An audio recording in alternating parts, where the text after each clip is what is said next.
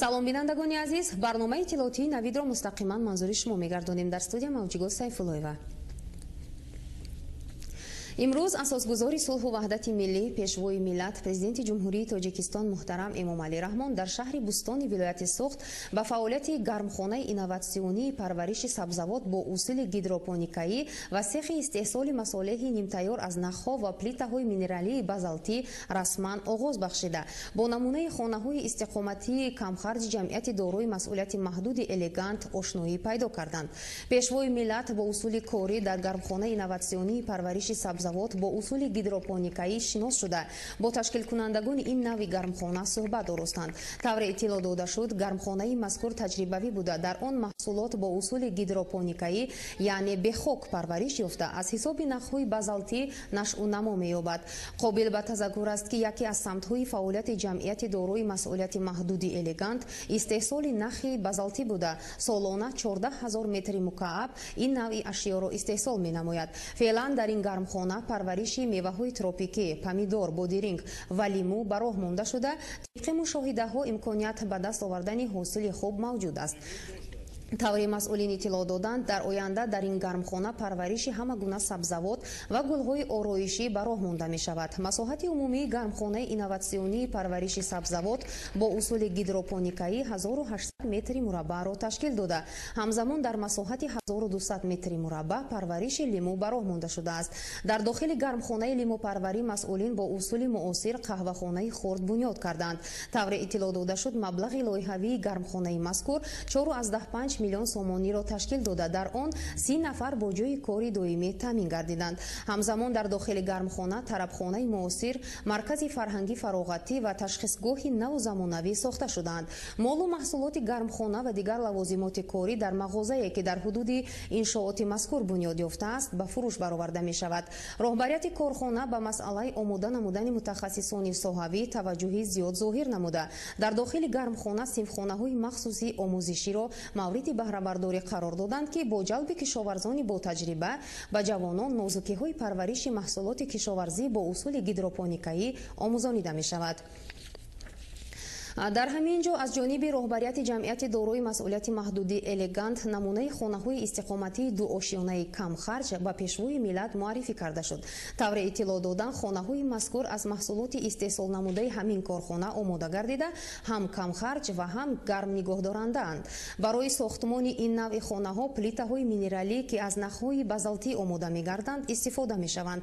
дар ин рӯз дар шафати гармхона сехи истеҳсоли масолеҳи нимтайёр аз нахҳо ва плитаҳои минералии базалтӣ ки барои сохтани хонаҳои истиқоматии камхарҷ истифода мегарданд ба фаъолият оғоз намуд.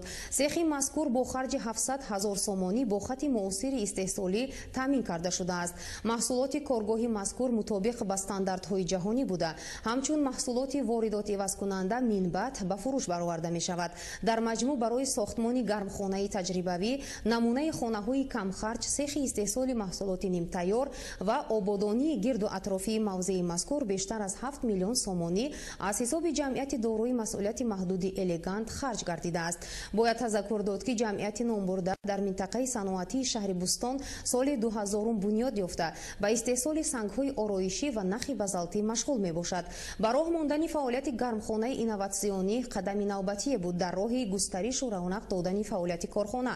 бо ташкили гармхонаи мазкур теъдоди кормандони ҷамъият ба 200 нафар расонида шуд.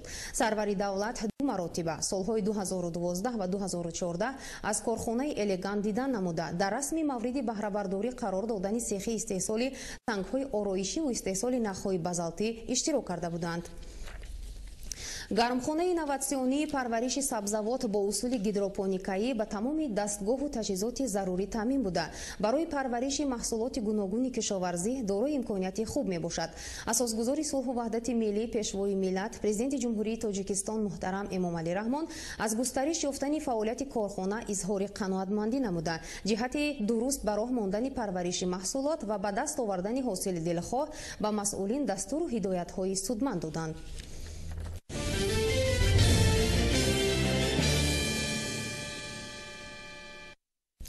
дар доираи сафари корӣ ба вилояти Суғд дар шаҳри Бустон асосгузори сулҳу ваҳдати миллӣ пешвои миллат президенти ҷумҳурии Тоҷикистон муҳтарам Эмомалӣ Раҳмон корхонаи дорусозӣ ва маводи тиббии ҷамъияти доруи масъулияти маҳдуди Фарм Суғдро ифтитоҳ бахшида аз масъулону мутахассисони корхона истеҳсоли дорувории баландсифат ва банду басти мутобиқ ба стандартҳоро тақозо намуданд.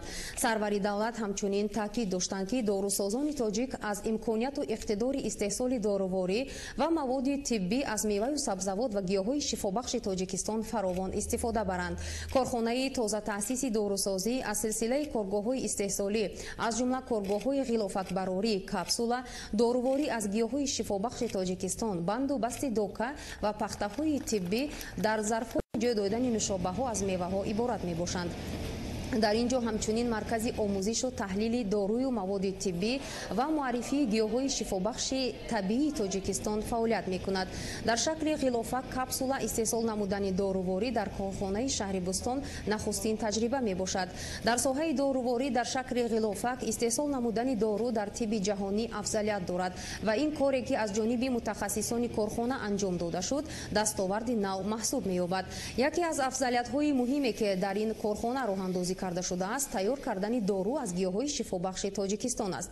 тибби ҷаҳонӣ дар истеҳсоли доруворӣ ба тибби қадимии тоҷик такя намудааст, зеро тибби қадимии тоҷик дар муддати асрҳо манфиату шифобахшии комили доруворӣ аз гиёҳҳои шифобахширо собит намудааст.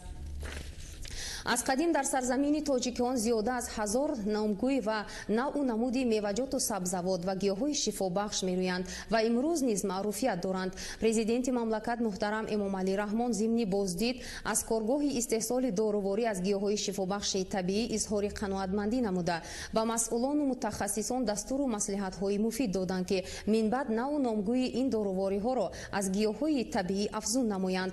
сипас пешвои миллат ба фаъолияти сохторҳои дигари корхонаи дорусозии Фарм Суғд шинос шуданд. дар ин корхонаи тозатаъсис таҳлилгоҳу анбори нигоҳдорӣ ба зарфҳо рехтани нушобаҳо аз меваю гиёҳҳо, тамизу нигоҳдории истеҳсоли доруворӣ аз гиёҳҳои шифобахши Тоҷикистон, банду басти дока ва пахтаҳои тиббӣ ташкил карда шудааст. ҷамъияти доруи масъулияти маҳдуди Фарм Суғд дар шаҳри Бустон аз корхонаҳои нахустини дорусозӣ ва маводи тиббӣ аз гиёҳҳои шифобахш аз иқдомҳои шоистаи соҳибкорони ватанӣ бо роҳбарии диловар қувватзода мебошад ки бо харҷи беш аз 400 000 сомонӣ дар масоҳати 0.8 гектар бунёд ёфта дорои сехҳои истеҳсолӣ ва ҳуҷраҳои корӣ мебошад. корхонаи мазкур бар замми истеҳсоли маводи доруворӣ ҳамчунин воридоту соридот, савдои яклуфту чаканаи маводҳои доруворӣ, маводи тиббӣ ва коркарди гиёҳҳои шифобахш машғул аст. дар корхона бештар аз 70 нафар бо ҷои кори доимии баландмузд таъмин шудаанд. бо оғози фаъолияти ин корхонаи дорусозӣ ва маводи тиббӣ истеҳсоли зиёда аз 20 намуд маводи тиббӣ аз гиёҳҳои шифобахш, беш аз 20 навъу номгӯи нушобаю дамобаҳо, номгӯи зиёди бандинаҳои гуногун андозаи тамизшуда ва тамизнашуда, 3 номгӯи пахтаи тиббӣ, 4 намуди равғани шифобахши тиббӣ, 2 намуди маҳлули спиртӣ, 3 намуди шарбатҳои махсуси шифоӣ, ҳамагӣ зиёда аз 60 намуди маводи доруворию тиббӣ ба роҳ монда шуда интиқолу фурӯши он ба осоишгоҳҳо ва дорухонаҳои вилояти Суғд роҳандозӣ мегардад. Тоҷикистон дорои иқтидору имкониятҳои зиёди соҳаҳои дорусозӣ мебошад. ин таҷрибаи қадимаи халқи тоҷик аз давраи пешин, хусусан дар вақти фаъолияти Абуалӣ ибни Сино ки дар ҷаҳон бо номи Авитсина маъруф гардидааст, ибтидо мегирад. маҳз дар давраи соҳибистиқлолии ҳукумати ҷумҳурии Тоҷикистон бо истифода аз ин таҷрибаи ғанӣ дар ҳамкорӣ бо ширкатҳои хориҷӣ як қатор давлатҳои ҷаҳон баҳри пешрафти соҳаи истеҳсоли доруворӣ ва дорусозӣ тадбирҳои амалӣ менамояд. асосгузори сулҳу ваҳдати миллӣ пешвои миллат президенти ҷумҳурии Тоҷикистон муҳтарам Эмомалӣ Раҳмон дар паёмҳои солона ба ин масъала таваҷҷӯҳи хоса зоҳир намуда вазорату идораҳои марбута, мутахассисони соҳа ва соҳибкорони ватаниро ба масъалаҳои пешгирӣ аз воридоту фурӯши доруҳои пастсифат ҷалб менамоянд ва тақозо мекунанд ки баҳри ҳифзи саломатии миллат ва генофонди миллӣ аз дорую дармони баландсифат истифода шавад. тавре дар паёмҳои солонаи пешвои миллат муҳтарам Эмомалӣ Раҳмон нишон дода шудааст, яке аз роҳҳои ҳалли масъалаи марбут ба саломатии миллат вориду фурӯши доруворӣ, маводи тиббии ҷавобгӯи стандарти ҷаҳонӣ ва муҳимтар аз ҳама истеҳсоли дору ва маводи тиббӣ дар дохили кишвар мебошад. Дар асоси нишондодҳои барномавии паёмҳои пешвои миллат баҳри пешгирӣ аз воридоти дорувории пастсифату қалбакӣ бо истифода аз анъанаҳои қадимаи тиббии тоҷик, паст фаровардани нархи доруворӣ ва истифода аз гиёҳҳои шифобахши тиббӣ, меваю сабзавот ва гиёҳҳои шифобахши сарзамини Тоҷикистон, соҳибкорони ватанӣ бо дастгирии давлат ба бунёди корхонаҳои истеҳсоли доруворӣ иқдомҳои шоиста менамоянд. таъсиси бунёди ҷамъияти дорои масъулияти маҳдуди фарм Суғд дар шаҳри Бустони вилояти Суғд аз чунин амалҳои нек мебошад.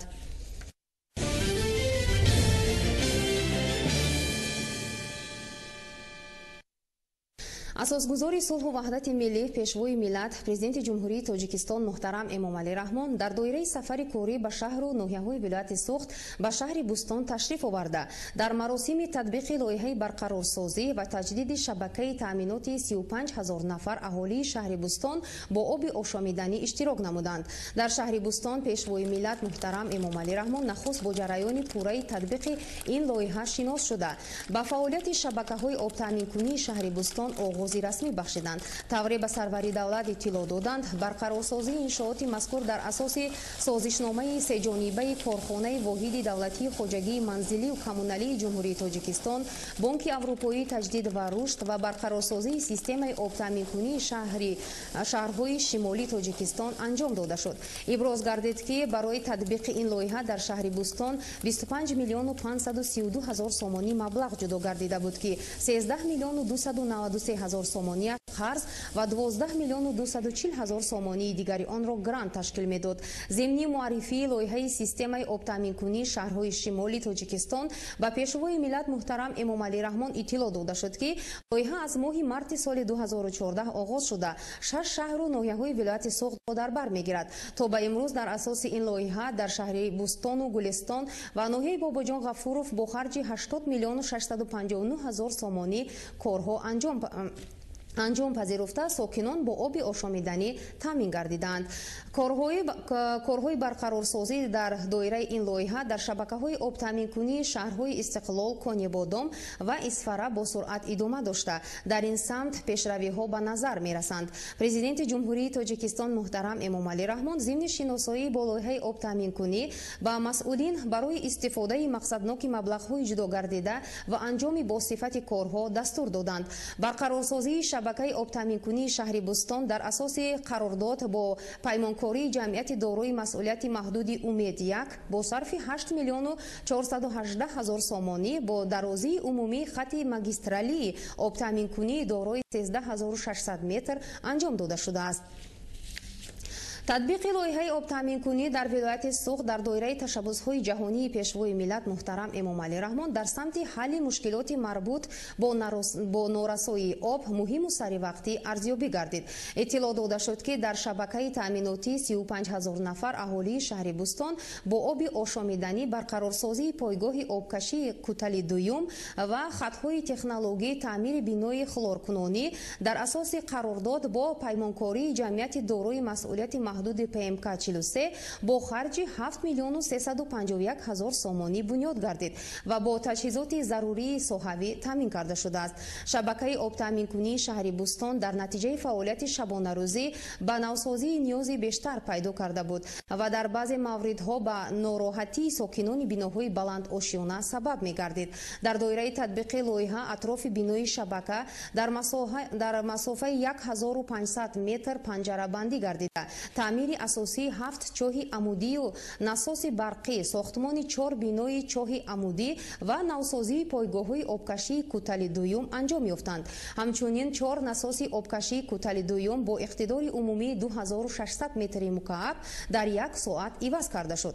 Навсозии бинои хлоркунӣ, даромадгоҳи нави бино, таҷҳизоти барқӣ ва васли ноқилҳои барқӣ дар бинои пойгоҳи обкашӣ, хати технологӣ бо таҷҳизоти нигоҳдорандаи об, инчунин васлу насби қубури қутраш 315 1100 метр ва пайваст намудани он бо хати чоҳҳои амудӣ амал гардид. президенти ҷумҳурии тоҷикистон муҳтарам эмомалӣ раҳмон зимни шиносоӣ ба сифати корҳои анҷомшуда дар шабакаҳои обтаъминкунии шаҳри Бустони вилояти Суғд баҳои баланд доданд.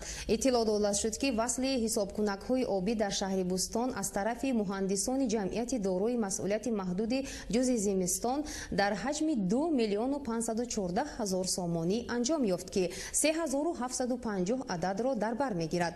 айни ҳол корҳои таъмиру тармим аз тарафи мутахассисон идома дошта 1033 ҳисобкунаки обӣ дар хонаҳои баландошиёна насб карда шуда. вусъати корҳо дар ин самт ба назар мерасад. техникаи махсуси коммуналӣ ва таҷҳизоти таъмирию ёрирасон ба маблағи 3 миллиону 607 ҳазор сомонӣ аз ҷониби ҷамъияти дорои масъулияти маҳдуди хуршеди хоразм дастрас карда шудааст. дастгоҳҳои махсуси соҳавӣ ва таъмири таҷҳизоти озмоиширо ба шабакаи таъминоти 35 ҳазор нафар аҳолии шаҳри Бустон бо оби ошомидании ҷамъиятҳои Медиком ва Салоса ворид намудаанд. пешвои миллат муҳтарам Эмомалӣ Раҳмон ифтитоҳи шабакаи таъминоти 35 ҳазор нафар аҳолии шаҳри Бустон бо оби ошомиданиро тӯҳфаи арзандаи давлату ҳукумати мамлакат дар рӯзҳои истиқбол аз 25-мин солгарди иҷлосияи 16-уми Шӯрои Олии Ҷумҳурии Тоҷикистон арзёбӣ карданд.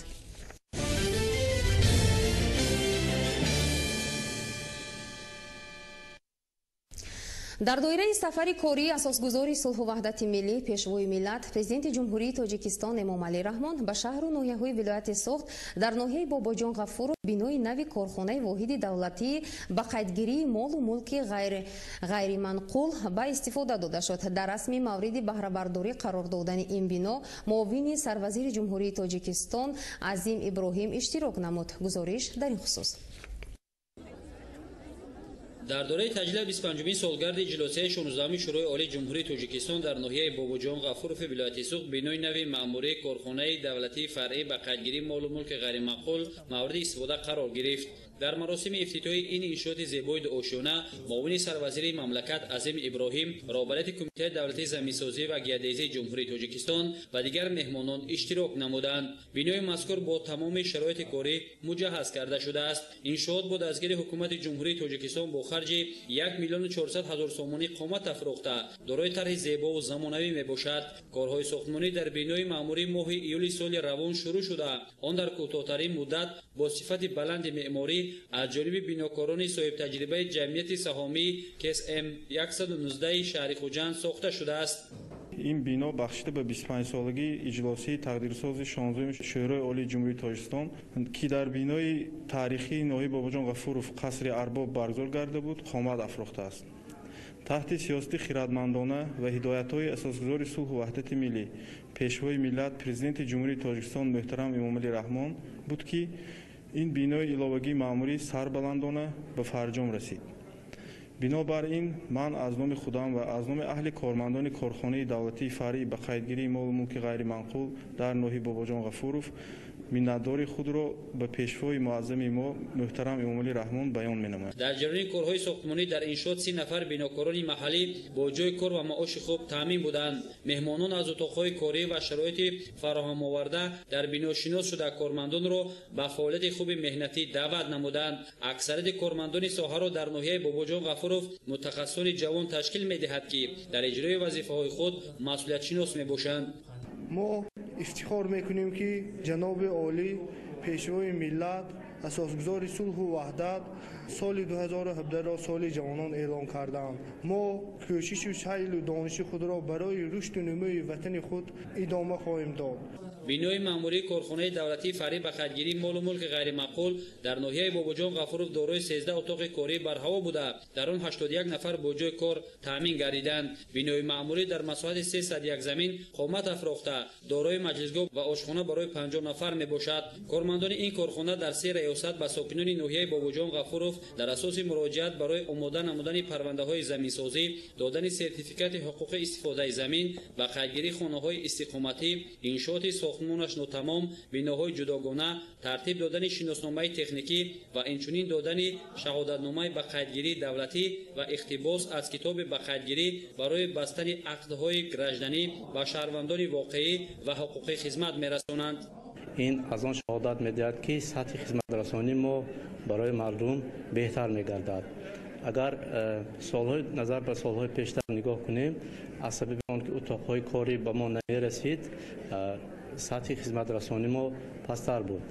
از سبب آنکه شماره کارمندان زیاد بود، جایهای کاری نمی‌رسید. بنابراین این هم از سبب آنکه بینای نو استفاده داده شد، شرایط کارمندان خیلی خوب شده است امروز. مقصد اساسی از تأسیس دادن کارخانه مذکور تشکیل رفزنه یگانه به خودگیری مال و ملک غیر معقول و حقوقها به آن بوده، توسط آن شرایط مساعد فراهم آوردن به شخصان واقعی و حقوقی و به ترتیب درآوردن اندازبندی در ساحه می باشد. در رسم افتتاحی انشاء تاکید شد که دوام سال 2016 و 10 ماه سال 2017 از طرف کارخانه مذکور در شهر و ناحیه‌های ولایت سوخت 44962 عدد اموال غیر معقول شخصان واقعی و حقوقی به خرج گرفته شده است. امروزها در شهر و ناحیه‌های ظفرآباد، استرافشنس، پیتامن، پنجکن و در ناحیه باباجان غفورف ولایت سوخت بینای معمولی به استفاده داده شده. عین زمان در شهر خوجند ساختمان این گونه عمارت جریان دارد.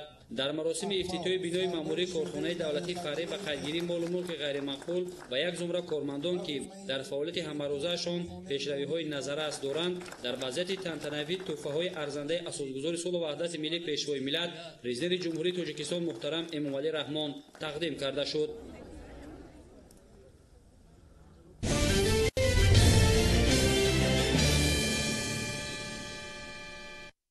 موضوع دیگر، مرکز مطبوعاتی وزارت مدافع مملکت خبر می‌دهد که رزمایش وسیع نظامی قواهای مشترک واکنش فوری سازمان عهدنامه امنیتی دسته‌جمعی که از 10 تا 20 نوامبر سال 2017 در 6 مشقگاه نظامی گارنیزون خطلون به نقشه گرفته شده بود، در رزمگاه حرب میدانی این منطقه با جلب جزء تام‌های قواهای مسلح کشورهای عضو این سازمان جمع بست شد. از جریان برگزاری و دور نهایی مشق‌های مذکور همکسبانمان از وزارت مدافع کشور اطلاع می‌دهند.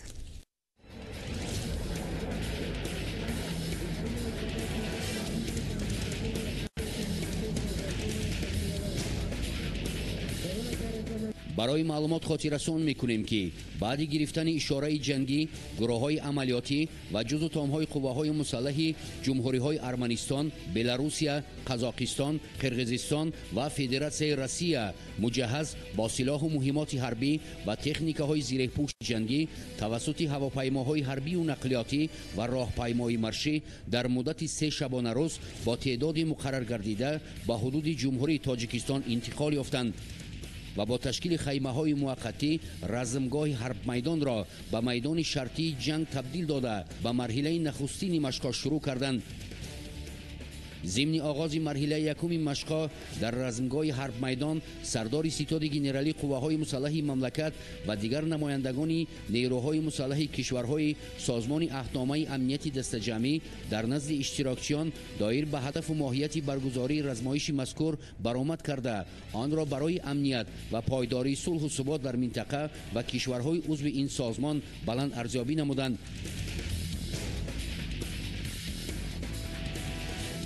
در دایره برگزاری مرحله یکم مشق‌های حربی در منطقه‌های نزدیک سرحدی حلقیار و جیرعلی حدود ناحیه‌های پنج و فرخار مشق‌های راتبی تکتیکی دایر گردیده. جریان آن در نقطه فرماندهی از جانب راهبریت وزارت مدافع کشور و فرماندهی حوزه مرکزی حربی فدراسیون روسیه نظارت گردید.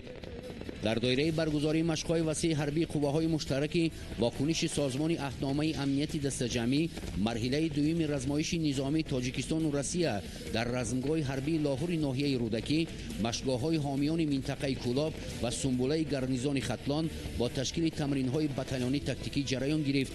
سلسله مجموعی مشق‌ها که حمایت مرزهای قسمت جنوبی و شرقی کشور را وابسته به ریلیف جغرافی در مساحت بیش از 1500 کیلومتر از تهدید خطرهای احتمالی در بر می‌گرفت. با استفاده آویاسیا، تکنیک‌های زیرپوش حربی و ارتلری و دیگر سلاح و مهمات جنگی همه هدف‌های نهایی را که تجسمگر دشمنان شرقی بودند به خطا زده افکندند.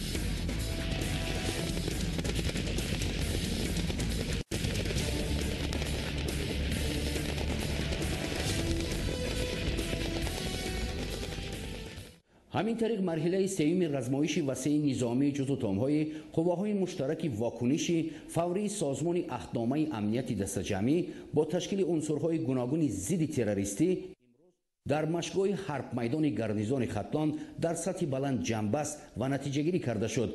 برای برگزاری تمرین‌های وسیع نظامی در میدان شرطی جنگ به سوی 700 نشانه یا خود هدف‌ها که دشمنان شرطی را تجسم می‌نمودند، ضربه‌های شدید اویاسیون مختلف جنگی، تانک و توپ و مجموعه موشک‌های عملیاتی استراتژی اسکندر ام استفاده گردید.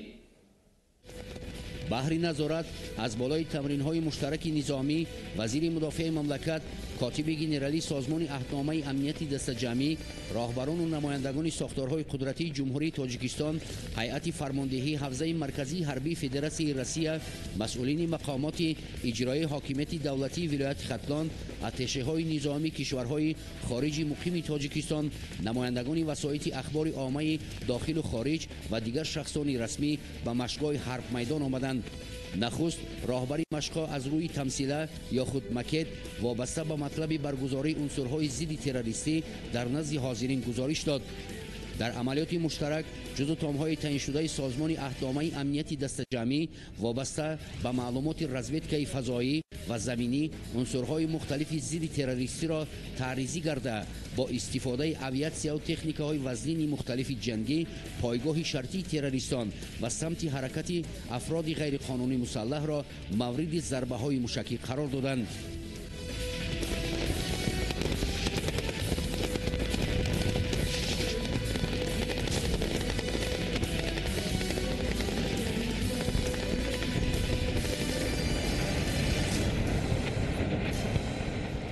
از آغاز تا انجام مشق‌های مشترک در مجموع به آن بیش از 5000 نفر هیئت شخصی جزو تام‌های قواهای مشترک واکنش فوری سازمان عهدنامه امنیتی دستجمعی جلب گردیده، همزمان در آن زیاده از 1500 عدد نوع‌های گوناگون تکنیک‌های زیرپوشی حربی و ارتلری و اتومبیلی، سلاح و مهمات حربی استفاده شدند.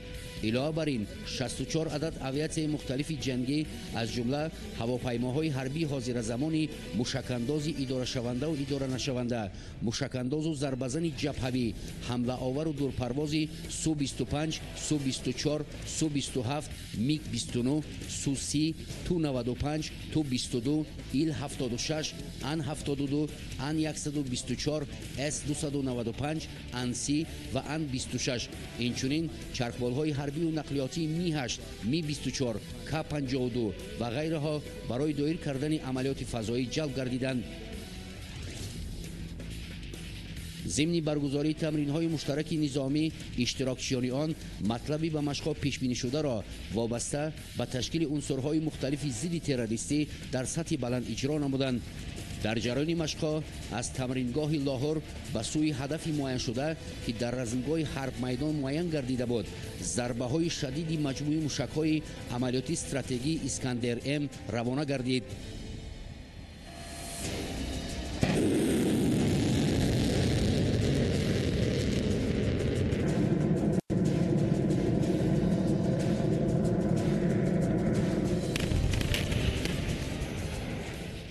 ضمن جنبست جزو تام‌های قواهای مشترک واکنشی فوری سازمان عهدنامه امنیتی دستجمعی با تکنیک و لوازمات جنگی در میدان حدود مشق‌ها صف راستند. وزیر مدافع مملکت، کاتب گنرالی سازمان عهدنامه امنیتی دستجمعی و دیگر شخصان رسمی در نزد هیئت شخصی برآمد نموده دایر به توجه دائمی راهبریت عالی کشور بهر تامین امنیت دولت و ملت، هدف و ماهیت برگزاری مشق‌ها و ظهور خطرهای جهان معاصر ابراز اندیشه کردند و هماهنگی دائمی، تبادل اطلاعات و تجربه آموزی در مبارزه مشترک ضد تروریستی و دوستی و همدیگر فهمی جزء تام‌ها را اساس آمادگی قواهای مسلح کشورهای عضو سازمان عهدنامه امنیتی دستجمعی در تحکیم صلح و امنیت در منطقه و مساعدت آن را به جامعه جهانی بلند ارزیابی کردند و به اشتراکچیان فعال تمرین‌های مشترک نظامی، مدال و افتخارنامه‌ها و دیگر تحفه‌های گوناگون خاطروی تقدیم نمودند.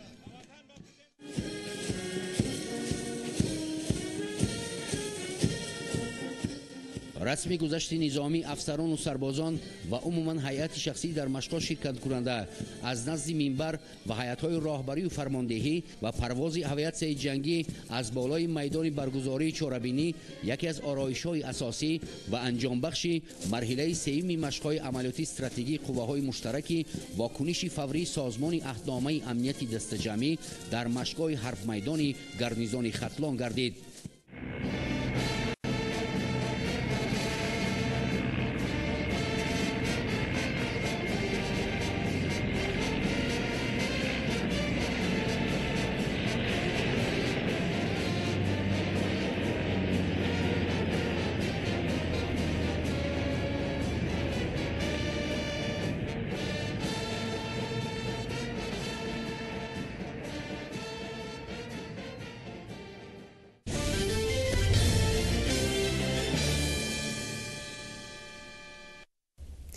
бахшида ба 25-солагии иҷлосияи 16-уми шӯрои олии ҷумҳурии тоҷикистон дар ноҳияи восеъ чорабиниҳои гуногун аз ҷумла роҳпаймоии умумии халқӣ доир гардид. тафсилоти бештар дар гузориши ҳамкоронамон. бахшида ба рӯзи президент ва 25-солагии иҷлосияи 16-уми шӯрои олии ҷумҳурии тоҷикистон дар ноҳияи восеъ чорабиниҳои оммавӣ фарҳангӣ ва варзишӣ доир гардиданд. ҷашнвораҳои идона субҳи барвақт бо чорабинии варзишӣ шурӯъ гаштанд. сипас кормандони ташкилоту муассисаҳои ноҳия бахшида ба рӯзи президент ва 25-солагии иҷлосияи 16-уми шӯрои олии тоҷикистон дар раҳпаймоӣ иштирок намуданд. раҳпаймоӣ аз кӯчаи марказии шаҳрак оғоз ёфта дар он зиёда аз 10 000 сокинон ширкат варзиданд. сокинони ноҳияи восеъ дар раҳпаймоӣ нишон доданд ки дар қатори дигар шаҳру ноҳияҳои ҷумҳурӣ барои боз ҳам ободу зебо гардондани ватани азизамон содиқона заҳмат менамоянд. дар ин рӯз бахшида ба иҷлосияи 16-уми шӯрои олии ҷумҳурии тоҷикистон бо иштироки кормандони ташкилоту муассисаҳо, фаъолон, собиқадорони меҳнат маҷлиси тантанавӣ доир гардид. раиси ноҳияи восеъ бахшида ба 25-уми солгарди иҷлосияи таърихии 16-уми шӯрои олии ҷумҳурии тоҷикистон сокинони ноҳияро табрик намуда аҳамияти онро шарҳ дод. қайд намуд ки иҷлосияи таърихии 16-уми шӯрои олии ҷумҳурии тоҷикистон фарзанди фарзонаи миллат Эмомалӣ Раҳмонро раиси шӯрои олии тоҷикистон интихоб намуд. бо саи кӯшиш ва талошҳои шабонарӯзӣ ин фарзанди фарзонаи миллат тоҷикистон аз парокандагӣ наҷот ёфт. дар ин чорабинӣ баромадкунандагон таъкид намуданд ки дастуру супоришҳои асосгузори сулҳу ваҳдати миллӣ пешвои миллат президенти ҷумҳурии тоҷикистон муҳтарам Эмомалӣ Раҳмонро иҷро намуда барои ҳифзи сулҳу субот ваҳдати миллӣ ҳимояи дастовардҳои истиқлолият саҳми арзандаи худро мегузоранд. гузориши хоҷа Назриф Худойназар Зуҳуров аз ноҳияи восеъ барои барномаи иттилоотии Навид.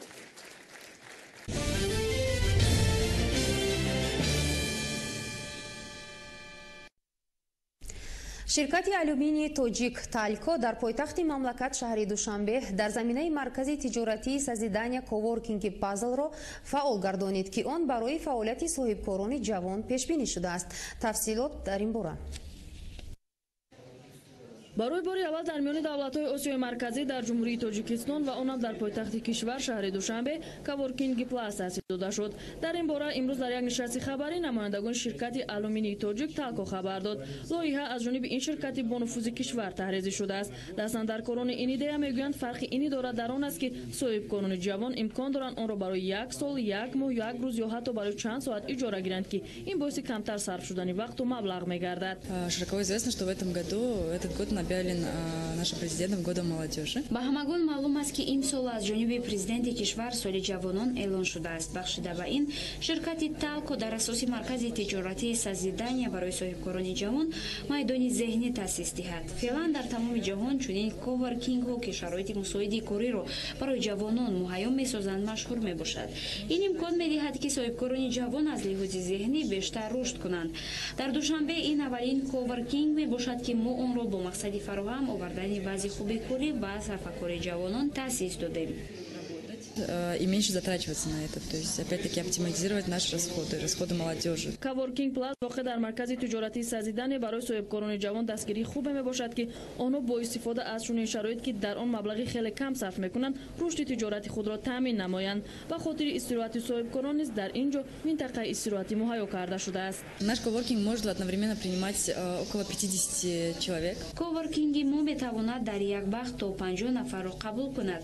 Аниқтараш мо дар ин ҷо барои барои фаъолияти 50 нафар дастгоҳу таҷҳизоти зарурӣ, 2 толор барои ҳамоиш, толори хурд барои 12 нафар ва толори калон барои 50 нафарро дорем. мо мехоҳем дар ин марказ фаъолиятамонро васеъ ба роҳ монем, толорҳои гуногун таъсис диҳем. Дар оянда мо нақша дорем ки дар дигар минтақаҳои ҷумҳурӣ аз ҷумла дар шаҳрҳои Хуҷанд ва Қурғунтепа чунин марказҳоро фаъол гардонем, зеро дар ин ҷоҳо низ ҷавонони ташаббускор зиёданд ва мо мехоҳем онҳоро низ дастгирӣ кунем. тавре иттилоъ дода шуд, чунин каворкингҳо дар оянда дар марказҳои 3 вилояти ҷумҳурӣ ва шаҳрҳои калони кишвар сохта ба истифода дода мешавад.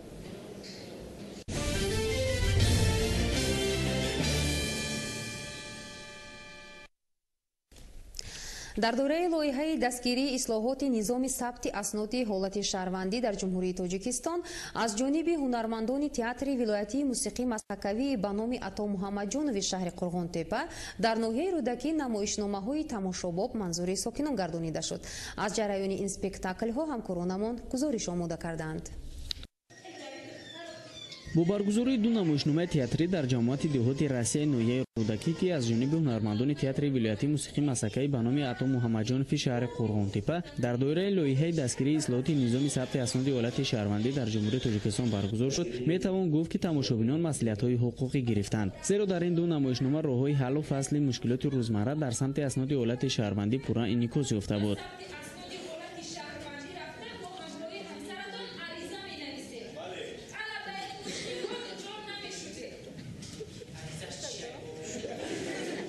тези кор дар нӯки корд аст, чунин унвон гирифтааст ин намоишнома. аслан спектакли мазкур дар жанри масъака таҳия гардидааст, аммо дақиқтар назар кунем моҳияти тарбиявӣ дорад.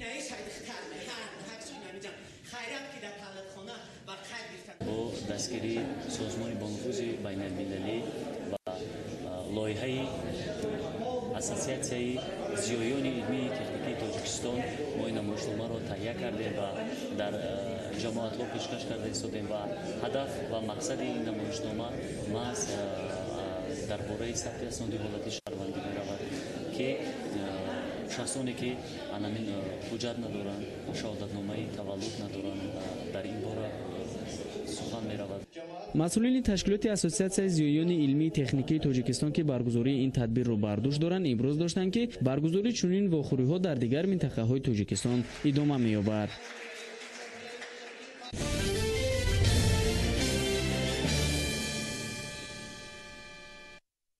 бинандагони азиз, хабарҳои тоза ин соат буд ки мустақиман манзури шумо гардондем. хайр, саодатманду пирӯз бошед.